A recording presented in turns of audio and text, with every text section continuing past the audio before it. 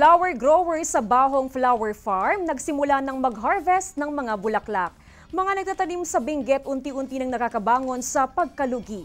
Ang ibang detalye sundan sa Balitang Agri.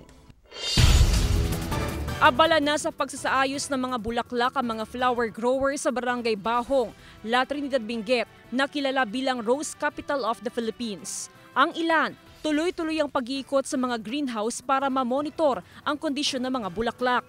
Sa kabila ng pananalasa ng bagyong Ompong at pagkasira ng ilang taniman ng bulaklak, unti-unti na raw na nakakabangon ng mga flower grower mula sa pagkalugi.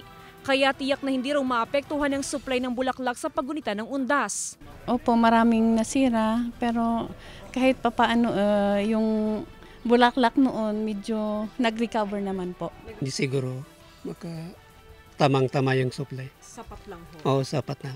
Ilang araw bago ang undas, nananatiling matatag ang presyo ng bulaklak. Mabibili sa 60 hanggang 150 ang isang bungkos ng Malaysian mums, habang ang anthurium nasa 150 kada bundle. Nasa 350 hanggang 400 pesos naman ang kada bungkos ng rosas. May order ng pakunti-kunti pag sa 28 may darating yung mga kabanatuan.